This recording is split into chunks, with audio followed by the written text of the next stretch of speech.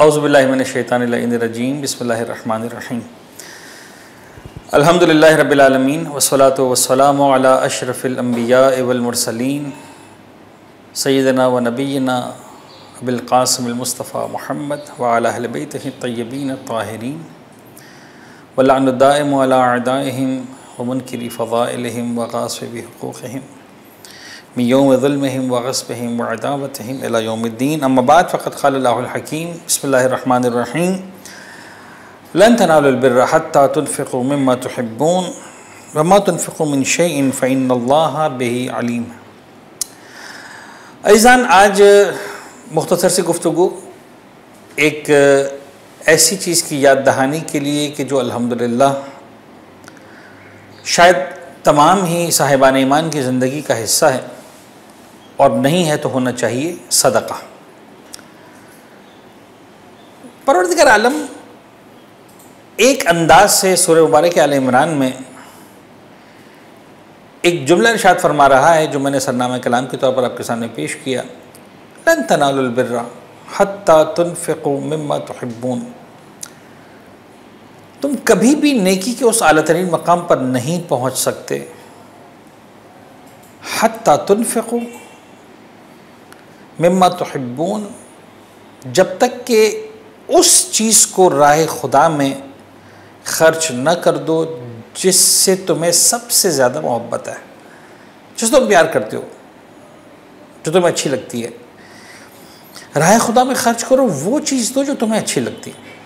भाईजान, सदका है क्या? देखिए ज़न गिरामी, परवरदिगार आलम ने जब इस कायनात के निज़ाम को बनाया है तो इस निज़ाम में ये बात क़तई तौर पर रखी गई है कि तमाम के तमाम अफराद, तमाम के तमाम इंसान, करोड़ों अरबों की तादाद में मखलूक़ात, ये सब कभी भी एक जैसे नहीं होंगे। न जिस्मानी ताकत के एतबार से, न रंग व नस्ल के एतबार से, न ज़बान के एतबार से, न अक़ल के एतबार से, न सलाहियतों के एतबार से, और न ही ज़ाहिरी दुनिया की आसाइशों और माल व दौलत के एतबार से। परवरदिगार आलम इंसान को इंसान देखना चाहता है, इंसान को इंसान बनाना चाहता है, और खुदावंद मुताल चाहता है कि इंसान अपने इख्तियार से इंसान बने। वरना कायनात की बेशुमार मखलूक़ात हैं, मैं लाखों कहूँ, करोड़ों कहूँ, अरबों कहूँ, बेकार की बात है, बेशुमार मखलूक़ात हैं। वो बेशुमार मखलूक़ात, अज़ीम से अज़ीम मखलूक़ जो हमारी निगाहों के सामने नज़र आती है, मसलन सूरज, इतना बड़ा सूरज है लेकिन अपनी मर्ज़ी से न कभी आगे न पीछे, न दाएं न बाएं, जैसा खुदा ने बनाया है, जो सिस्टम बनाया है उसके एतबार से चल लो। छोटी से छोटी मखलूक़, वो हशरात, वो जरासीम जो हत्ता में नज़र भी नहीं आते ज़ाहिरी आँख से, अपने एतबार से अपना काम कर रहे हैं, अपनी मखलूक़ात हैं, उसी एतबार से उनकी ज़िंदगी गुजरती है। वाहिद इंसान है जिसे परवरदिगार आलम ने इन्ना हदैनाहु सबील इम्मा शाकिरा व इम्मा कफूरा कहकर इख्तियार दिया। इस इख्तियार के अंदर अज़ीज़ गिरामी याद रखें, परवरदिगार आलम, हम चूँकि सदक़े के हवाले से बात करना चाह रहे हैं बतौर ख़ास, इन्फ़ाक़ के हवाले से बात करना चाह रहे हैं बतौर ख़ास, निज़ाम परवरदिगार ये है कि इंसान जब अपने लिए कमाता है, इस दुनिया में साहिब दौलत बनता है, साहिब माल बनता है, तो यूँ समझ लीजिए कि निज़ाम खुदा ये है कि वो सारा का सारा माल उसका नहीं है। परवरदिगार आलम ने उस माल में दूसरों का हिस्सा रखा है। आज के इंसान के बहुत सारे मसाइल में से एक मसला, बहुत सारी दुआओं में से एक दुआ, मैं नहीं समझता हूँ कि दुनिया में कोई भी इंसान ऐसा हो जिसको कहा जाए कि तुम रब्बुल इज़्ज़त की बारगाह में दुआ करो, और ख़ास तौर पर अगर उसको इत्मीनान और यकीन दिला दिया जाए कि तुम्हारी दुआ कबूल होने वाली है, तो कोई एक इंसान भी ऐसा हो जो अपने लिए माल की दुआ ना करे।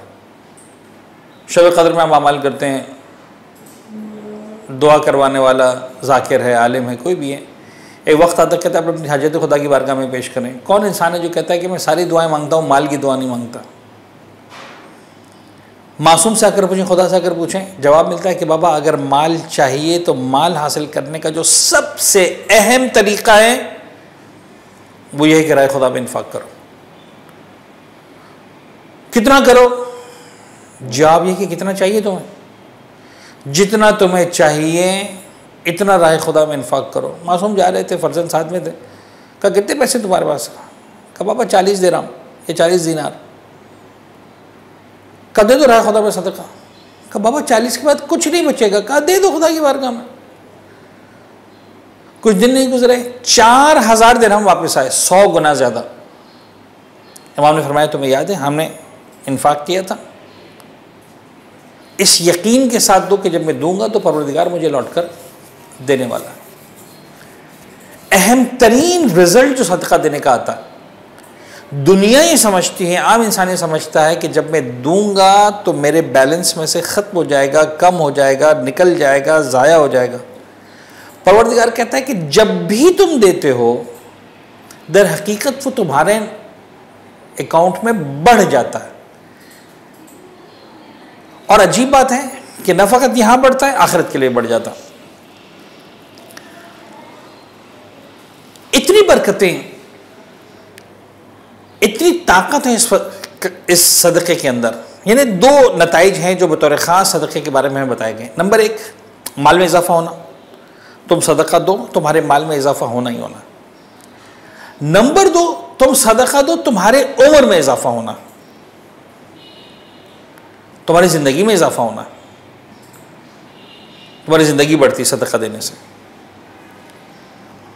न फ़कत ज़िंदगी बढ़ती है, मौत अच्छी और आसान हो जाती है।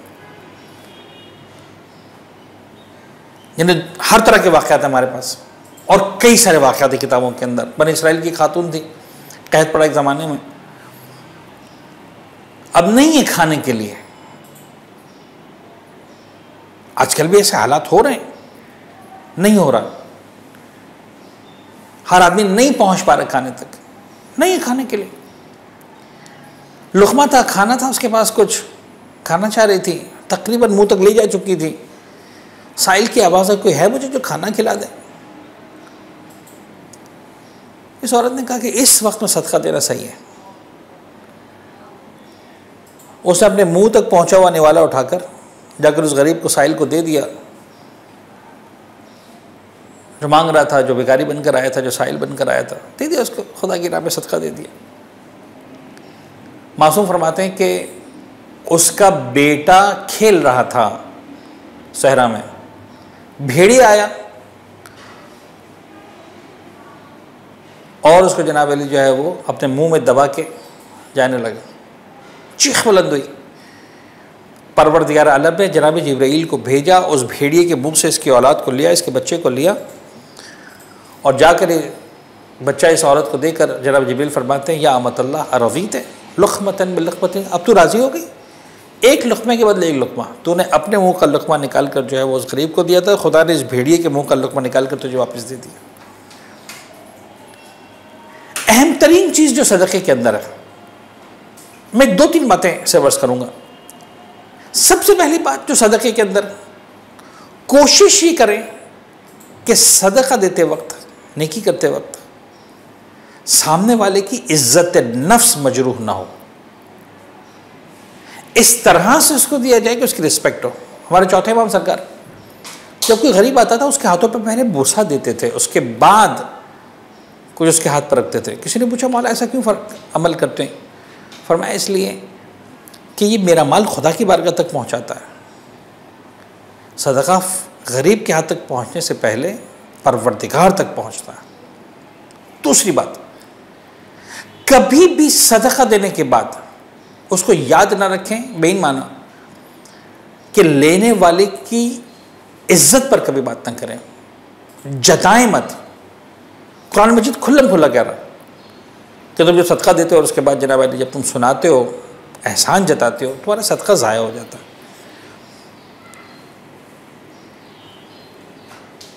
सदका दें, नेकी करें, इस तरह से करें, इंतहाई खामोशी के साथ। दाएं हाथ से दें, बाएं हाथ को पता ना चले। और सबसे बेहतरीन सदका वो है जो अपनी हाजत के वक्त दिया जाए। अहले बैत अतार सूरह दहर में, सूरह इंसान में अपने कमाल पर नज़र आते हैं। वो युतइमून ताम अला हुब्बिही मिस्कीनन व यतीमन व असीरा, अपने मुँह का लुक़मा निकाल कर कभी मिस्कीन को देते, कभी यतीम को देते हैं, कभी असीर को देते हैं। हम अहले बैत के मानने वाले हैं। मैं खुदा से दुआ करूँ, पालने वाले जो अंदाज़ था अहले बैत का, उस अंदाज से तेरी बारगाह में, तेरी राह में ख़र्च करने वालों में हम सब का नाम शामिल फरमा, और मोहम्मद व आले मोहम्मद के तुफ़ैल हमारी इन इबादतों को अपनी बारगाह में शरफ़ क़बूलियत इनायत फरमा। वस्सलामु अलैकुम व रहमतुल्लाहि व बरकातुहू।